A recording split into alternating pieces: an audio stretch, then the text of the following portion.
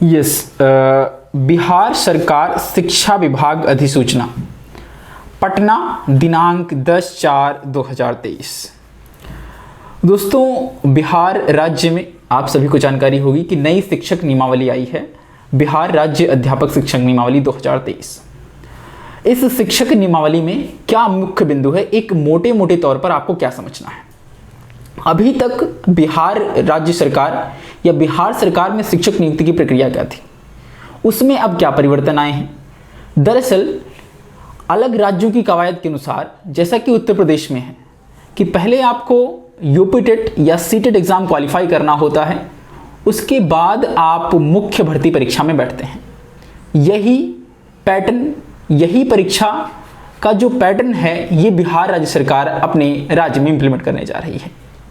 कहने का मतलब ये है कि जो अब तक नियोजित शिक्षक कार्यरत हैं या कार्य कर रहे थे या इससे पहले नियुक्त हुए थे, उस पैटर्न को हटाकर, उस पैटर्न को खत्म करके कर एक ऐसा पैटर्न लाने की बात हो रही है जिसमें जो नवनियुक्त शिक्षक होंगे उनको राज्य सरकार का जो है दर्जा दिया जाएगा, राज्य सरकार कर्मचारी का दर्जा।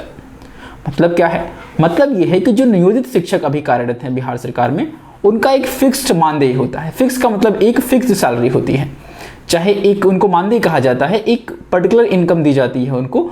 उस पर जो राज्य सरकार के कर्मचारी हैं, जिनको एचआरए भी मिलता है, डीए भी मिलता है, टीए भी मिलता है, उन सबको छोड़कर एक फिक्स्ड पे दी जाती है, वो नियोजित शिक्षक कहलाते हैं। अभी तक बिहार सरकार में यही पैटर्न था। अब जो है, जो नई शिक्षक नियमावली है, उसमें जो कर्मचारी नियुक्त होंगे, जिनको नियुक्त किया जाएगा, उसमें नया पैटर्न ये है कि अब वहाँ पर एचआरए और डीए टीए उनका एक राज्य सरकार के कर्मचारी की तरह सब कुछ काउंट होगा। यानी फिक्स पे तो बेसिक पे रहेगा, साथ में उस पर डीए भी लगेगा, साथ में टीए भी मिलेगा, और जो है जो सारी चीज़ें एक फिक्स राज्य कर्मचारी की मिलती हैं वो सारी चीज़ें दी जाएंगी। कहने का मतलब मोटे मोटे तौर पर ये है, नियोजित शिक्षक नहीं होंगे, अब परमानेंट शिक्षक मिलेंगे बिहार सरकार को। ठीक है, तो इसमें कुछ बातें आपको ध्यान रखनी है कि अब आपको एक अंतिम परीक्षा देनी पड़ेगी, जैसा कि सुपर टेट होता है, जैसा कि उत्तर प्रदेश में सुपर टेट होता है। सुपर टेट में क्या होता है कि आपको सीटेट और यूपी टेट के बाद एक फाइनल परीक्षा देनी पड़ती है। इसी तरह बिहार सरकार में भी ये पैटर्न अब लाने की बात कही जा रही है। चलिए कुछ मुख्य बातें इसकी देख लेते हैं। इसकी नोटिफिकेशन मेरे पास है, इसमें जो है इसका नोटिफिकेशन मैं आपको जो है कोशिश करता हूँ एक बार गो थ्रू कर देता हूँ। विद्यालय अध्यापक के सभी पद सीधी नियुक्ति से भरे जाएंगे। डायरेक्ट रिक्रूटमेंट का मतलब ये होता है कि टियर 1 एग्जाम होता है, एक ही एग्जाम होता है, उसके आधार पर जो है उसकी भर्ती होती है। विद्यालय अध्यापक के पद पर नियुक्ति हेतु अनिवार्य अर्हताएं निम्नवत रहेंगी। भारत का नागरिक हो, ठीक है, और सीटेट टेट या जो समय समय पर राज्य और सरकार की जो परीक्षाएं होती हैं वो आपको क्लियर होनी चाहिए।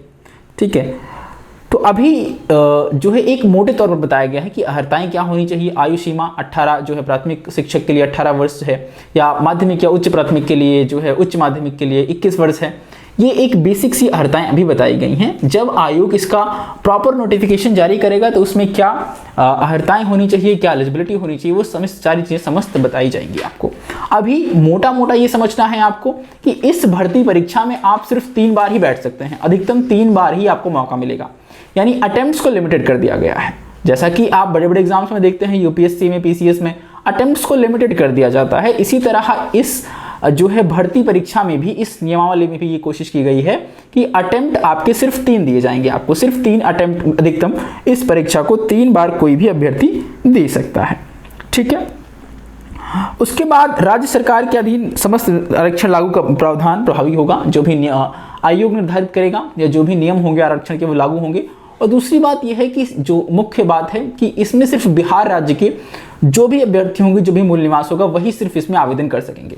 कोई बाहर से अभ्यर्थी नहीं आ सकता है, कोई बाहर से अभ्यर्थी आवेदन नहीं दे सकता है। ठीक है, एक कॉमन भर्ती निकलेगी। अभी जो है बिहार सरकार में जो वर्तमान पैटर्न है कि वो जिले वाइज वैकेंसी को नोटिफाई करते हैं और जिले वाइज उन रिक्तियों को भरा जाता है।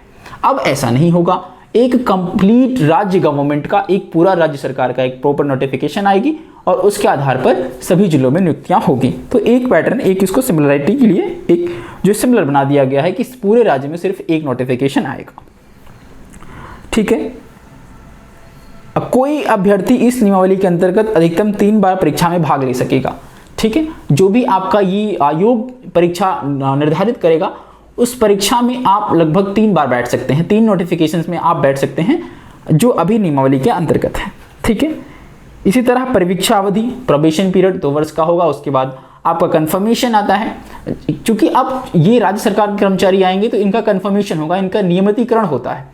चाहे आप राजस्थान गवर्नमेंट की बात करें या उत्तर प्रदेश की गवर्नमेंट की बात करें, 2 वर्ष की कंप्लीट परीक्षा अवधि के बाद सभी जो भी राज्य सरकार के कर्मचारी हैं, केंद्र सरकार के कर्मचारी हैं जो स्थायी पद पर नियुक्त हैं, उनका जो है नियमितीकरण होता है, या परीक्षा अवधि पूरा होने के बाद उनका कंफर्मेशन आता है। तो इसी तरह अब बिहार में भी ये पैटर्न लागू किया जा रहा है।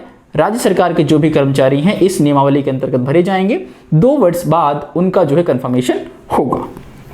ठीक है। स्थानांतरण, अध्यापक का पद स्थानांतरण ये होगा।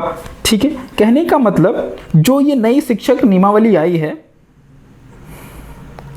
ये मोटे तौर पर कुछ चीजों को बता रही है, चाहे वो अर्हता हो, ठीक है, उसके बाद आरक्षण के नियम हो।